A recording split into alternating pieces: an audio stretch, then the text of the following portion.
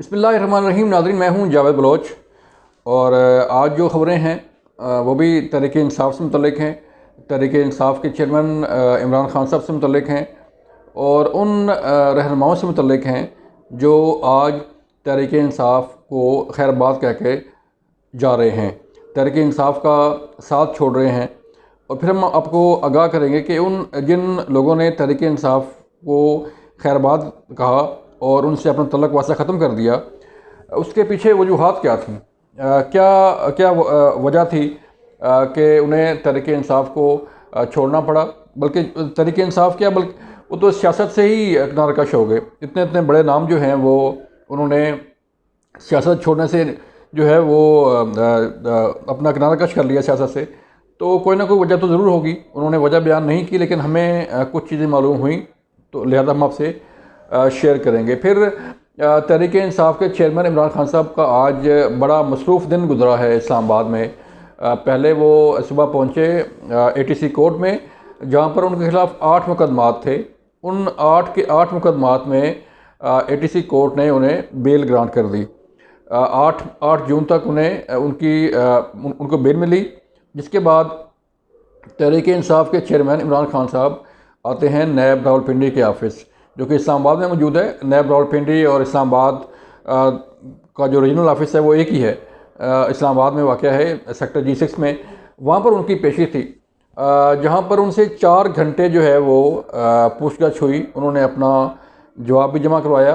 फिर जो नैब की कंबाइंड इन्वेस्टिगेशन टीम थी, उन्होंने उनसे सवालात किए और सवालात भी ऑन रिकॉर्ड किए। कोई ढकी छुपी तफ्तीश नहीं थी जैसे नॉर्मली पुलिस की होती है या FIA की होती है। क्योंकि नैब को मैं कई सालों से मैंने कवर भी किया है और उनके मामलात को मैंने स्टडी भी किया है। नैब जो है वो कोई भी तफ्तीश बग़ैर ऑडियो वीडियो रिकॉर्डिंग के नहीं करता।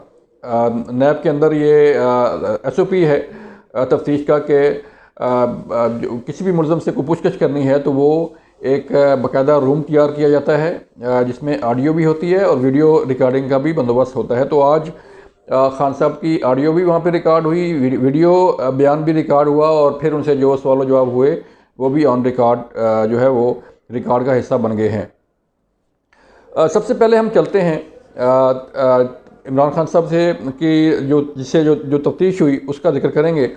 उनसे क्या सवालात किए गए, उन्होंने क्या जवाब दिए और माहौल कैसा था वहाँ पर। आज जब इमरान खान साहब वहाँ पेश हुए नैब के अंदर, तो जो रूम था उसका माहौल क्या था, वहाँ पर उन्होंने सवालात के जो जवाब दिए वो किस इन्वायरमेंट में, किस मूड में दिए, वो भी आपको आगाह करने जा रहे हैं।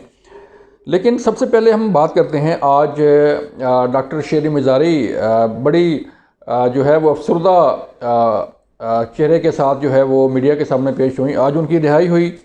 कोई 10-12 दिनों का ये स्पेल था, कभी वो रिहा हो रही हैं, कभी वो गिरफ़्तार हो रही हैं, कभी एक पुलिस के हत्थे चढ़ रही हैं, कभी दूसरे पुलिस की हत्थे चढ़ रही हैं और कभी तीसरी पुलिस उन्हें लेके जा रही है।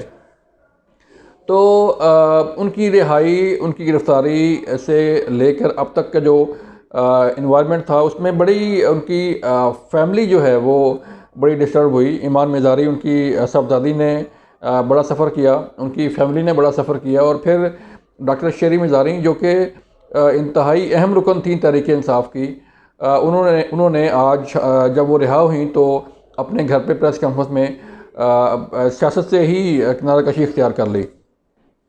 उन्होंने तहरीक-ए-इंसाफ़ को छोड़ने का ऐलान किया और साथ साथ जो सियासी सरगर्मियाँ हैं अपनी, उनसे भी जो है वो किनाराकश होने का ऐलान किया कि मैं सियासत को छोड़ रही हूँ क्योंकि मेरी सेहत अच्छी नहीं है, मेरी फैमिली मामलात जो है वो बेहतर नहीं है, तो लिहाजा मेरी प्रायोरिटी जो है वो मेरा ख़ानदान है, मेरी प्रायोरिटी जो है वो मेरी सेहत है, इसलिए मैं सियासत को छोड़ रही हूँ और आइंदा मैं सियासत में हिस्सा नहीं लूँगी। ये तो उनकी जो जारी स्टेटमेंट थी, आपको सामने मैंने उसको बता दिया। लेकिन ये नौबत क्यों आई?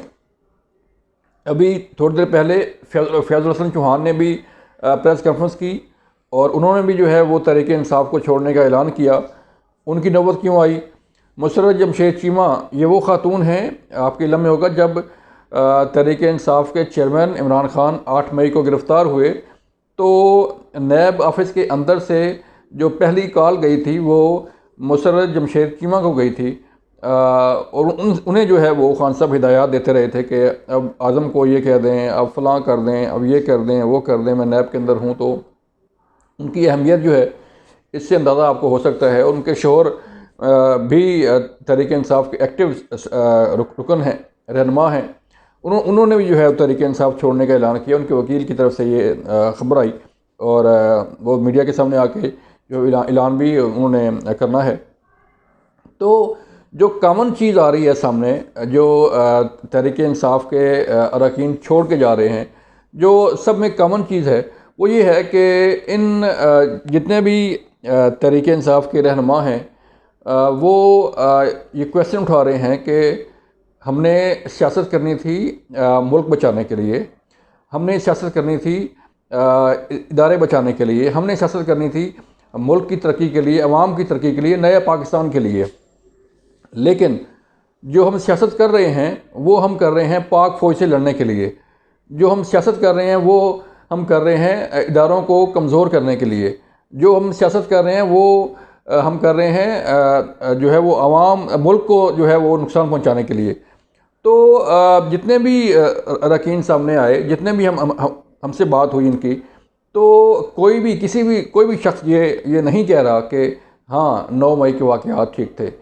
तमाम लोग जो हैं वो चाहे आम शहरी हो, चाहे ओवरसीज़ पाकिस्तानी हो, चाहे कोई सियासतदान हो, चाहे कोई आम शहरी हो, चाहे कोई ताजर हो, चाहे कोई स्टूडेंट हो या कोई एक आम मज़दूर हो, तमाम लोग इस वक्त जो है वो 9 मई के वाक़यात की मजम्मत करते हुए नज़र आएंगे आपको पूरे मुल्क में।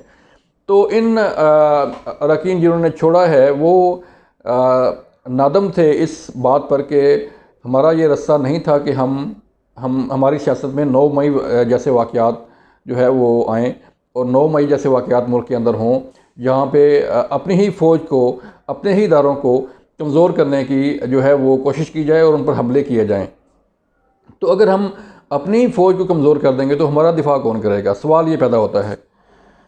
फिर दूसरी बात जो इन तमाम अरकान ने जिन्होंने तहरीक इंसाफ को खैरबाद किया, उनमें एक कॉमन चीज़ और भी थी। वो ये थी कि जब हम गिरफ़्तार हुए, जब हम जो है वो जेलों में रहे, हमने सख्तियाँ बर्दाश्त की, तो तहरीक इंसाफ के चेयरमैन जो हमारे लीडर हैं इमरान खान साहब, उन्होंने हमारा नाम तक नहीं लिया, हमें पूछा तक नहीं। उनकी जो सियासत है, उनकी जो दिफाई लाइन है, वो सिर्फ़ अपनी ज़ात के ही गिर्द घूमती है कि उन्होंने अपने दिफा की बात की, उन्होंने अपने मर्डर की साजिश की बात की, उन्होंने अपने गिरफ़्तारी की बात की कि मुझे गिरफ़्तार कर लिया जाएगा, मुझे कत्ल करने की साजिश की जा रही है, मेरे ख़िलाफ़ ऑपरेशन करने की साजिश की जा रही है। लेकिन जो लोग गिरफ़्तार हुए उनके मुतल्लिक़ खान साहब ने जो है वो कोई नोटिस नहीं लिया और ना ही कोई उनके लिए कोशिश की। अब हर बंदा जो है अपनी ही कोशिश में लगा हुआ था कि उसे किसी न किसी तरह रिलीफ मिल जाए। लेकिन जो कारकुन गिरफ़्तार हैं, जिनसे हमले करवाए गए जिन्ना हाउस पर, कोर्टमंडल हाउस पर, GHQ पर, पेशावर कैंट पर, कराची में मियाँ वाली जो इमाम आलम साहब का जहाज़ है उसको जलाया गया, सरगोदा में जो है वो कोशिश की गई। तो इन तमाम हमलों में जो लोग मुलव्वस थे, अब जो नाम सामने आ रहे हैं टीवी चैनल पर, उन लोगों के बयान सामने आ रहे हैं कि मुझे किन किन लीडर ने जो है वो ऑर्डर किए थे, किस ने कहा था और किस तरह जो है मैंने वहाँ पे जाके फिर कोर्टमंडल की यूनिफॉर्म पहनी। किसी ने कहा कि मैंने जलाओ घिराव किया, किसी ने कहा कि मुझे फ़लाँ लीडर ने जो है वो कहा था कि आप अंदर घुस जाएं या आप अंदर चले जाएं। तो ये वो चीज़ें थी कि ना तो अभी जो लोग गिरफ़्तार हैं उनका कोई पुरसाने हाल है, आपके इल्म में है कि उनकी ज़मानतें हो रही हैं नहीं हो रही। आपके इल्म में है कि फवाद चौधरी की ज़मानत जो है वो कैसे हो रही है। आपके इल्म में है डॉक्टर शरीफ ज़ारी ने अपना मुकदमा कैसे फ़ेस किया। आपके इल्म में है फैज़ल हसन चौहान ने जो है अपना मुकदमा कैसे फ़ेस किया। और वो अभी प्रेस कॉन्फ्रेंस में ये अपना रोना धोना धो रहे थे कि मेरे घर को तबाह कर दिया गया, मेरे घर का इतना नुकसान हो गया, लेकिन खान साहब ने मेरी गिरफ़्तारी के दौरान या गिरफ़्तारी के बाद मेरे लिए एक लफ्ज़ नहीं कहा। ये वो चीज़ है जो तहरीक इंसाफ के इन रहनुमाओं को उन्होंने उनके बकौल के उन्होंने मजबूर किया कि हम न सिर्फ तहरीक इंसाफ छोड़ दें बल्कि सियासत से ही किनारा कशी इख्तियार कर लें कि हमने ऐसी सियासत नहीं करनी जहाँ पर इदारों से टकराव हो। हमने ऐसी सियासत नहीं करनी जिससे पाक फ़ौज और जो है वो पार्टी के आमने सामने हो और इदारे जो है वो आमने सामने हो। हमने ऐसी सियासत नहीं करनी जिस सियासत से हमारी फ़ौज, हमारे इदारे, हमारा मुल्क, हमारी आवाम कमज़ोर हो। तो ये वो चीज़ें थीं जिनकी वजह से तहरीक इंसाफ के इन रहनुमाओं ने अपने आप को तहरीक इंसाफ से अलग किया और सियासत से भी अपने आप को अलग कर लिया। अभी और कई लोग लाइन में हैं जिन्होंने ऐलान करने, हमारी इतलात हैं ऐसी कि फवाद चौधरी साहब क्यों खामोश हैं, बाकी आज़म स्वाति साहब क्यों खामोश हैं और बाकी लोग जो तहरीक इंसाफ के हैं वो क्यों खामोश हैं। तो हो सकता है उनमें से कई ऐसे लोग मौजूद हों जो जिनकी बारी प्रेस कॉन्फ्रेंस के लिए आ जाए और वो प्रेस कॉन्फ्रेंस करें कि हमने ये पार्टी छोड़ दी। फिर हम चलते हैं इमरान खान साहब की तरफ कि आज उन्हें जब पेश किया गया वहाँ पर ATC कोर्ट में वो पेश हुए तो उन्हें 8 के 8 मुकदमात में फौरी बेल मिल गई। ये तकरीबन 1 घंटे का प्रोसेस था जिसमें न सिर्फ उनकी अहलिया मुहतरमा बुशर बीबी को बेल मिली बल्कि इमरान खान साहब को भी बेल जो है वो ग्रांट कर दी गई। फिर इसके बाद इमरान खान जो है वो आते हैं नायब रावलपिंडी के ऑफ़िस जो कि इस्लामाबाद में वाक़या है, वहाँ पर आते हैं तो उनकी गाड़ी जो है वो उन्हें ड्रॉप करने के लिए ज़रूर अंदर गई लेकिन गाड़ी को फौरी वापस कर दिया गया। तो चूँकि नायब तफ्तीशी इदारा है तो उनके अपने SOPs हैं, उसके मुताबिक उन्हें जो है वो डील किया गया और एक ख़ास कमरे में बिठा के उनसे तफ्तीश की गई। एक ऐसा रूम होता है जो हमारे ज़राए बताते हैं कि जिसमें ऑडियो और वीडियो रिकॉर्डिंग का जो है वो भरपूर बंदोबस्त होता है और उसमें ताकि ये जो चीज़ें कोई मुलज़म जो है जब वो कह रहा हो तो वो भी रिकॉर्ड पे रहें और जो नैब के लोग क्वेश्चन कर रहे हैं वो भी रिकॉर्ड पे रहें। तो ये वो चीज़ें हैं जिसके मुतालिक जो है वो ख्याल किया जाता है कि हमारे जो SOPs हैं उनका इस्तेमाल किया जाए।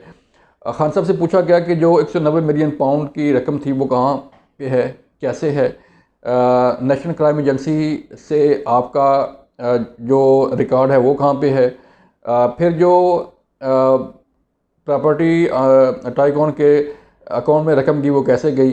तो खान साहब का सिर्फ एक ही जवाब था, वो ये कहते हैं कि शहजाद अकबर जो उनके एडवाइज़र थे, एडवाइज़र ऑन नैब, वो उनका ये ख्याल था, उन्होंने मुझे जो है वो एक इन्वेलप दिया बंद करके और ये कहा कि जी ये इन्वेलप है, इसकी आपने मंजूरी लेनी है। तो उस इन्वेलप की मंजूरी जब जैसे दी गई और ये इन्वेलप जो है वो काबीना को पेश किया गया और नॉर्मली जो काबीना के सामने एजेंडा आता है उसकी एक दिन पहले या उससे चंद घंटे पहले काबीना इजलास से सारी चीज़ें जो है वो सर्कुलेट हो जाती हैं कि ये एजेंडा है, ये समरी है, उसमें पूरा ब्रीफ होता है कि हम ये गवर्नमेंट ऑफ पाकिस्तान जो है वो ये करने जा रही है, ये करने जा रही है, ये करने जा रही है, तो उससे जो है वो कैबिनेट की मंजूरी दरकार है। लेकिन इस इन्वेलप को ना खोला गया, ना किसी काबीना के मेंबर को दिखाया गया, ना कोई ये मामला डिस्कस हुआ। ऑल ऑफ सडन जो है वो खान साहब ने अपनी जेब से ही निकाला, जैसे साइफर निकाला था ऐसे ही जो है वो ये निकाला और जो है वो उसको पेश किया गया कि ये इसकी मंजूरी दरकार है, ये बड़ा टॉप सीक्रेट लेटर है, इसकी मंजूरी दें ताकि ये मामला 190 मिलियन पाउंड का हल हो सके। लेकिन ये मामला उसी शख्सियत का था जिनके पैसे आने थे और उसी के अकाउंट में जो है वो चले गए। फिर अलकादर ट्रस्ट की जो डील हुई, फिर बनी गाला की जो ज़मीन हुई तो उसको कैसे आ गई, उसकी पेमेंट जो है वो कहाँ पे की गई, किसको की गई, तो ये नैब अभी जो है वो मामला की तफ्तीश कर रहा है। 4 घंटे की तफ्तीश में जो है वो खान साहब के मतलब ये बताया जा रहा है कि खान साहब इंतहाई गुस्से में जो है वो इस दौरान रहे और गुस्से में ही उन सवालों के जवाब दिए। कोई नॉर्मल हालात में खान साहब जो है वो वहाँ पे पेश नहीं हुए। उन्हें चाय की भी पेशकश की गई, चाय पिलाई भी गई, उन्हें जो है वो पानी भी दिया गया, सब कुछ दिया गया, लेकिन खान साहब का गुस्सा वहाँ पे नैब के अंदर कम नहीं हुआ। ये वो हालात थे। अब जो खान साहब का बयान है जो आज रिकॉर्ड हुआ उसका जायज़ा लिया जाएगा।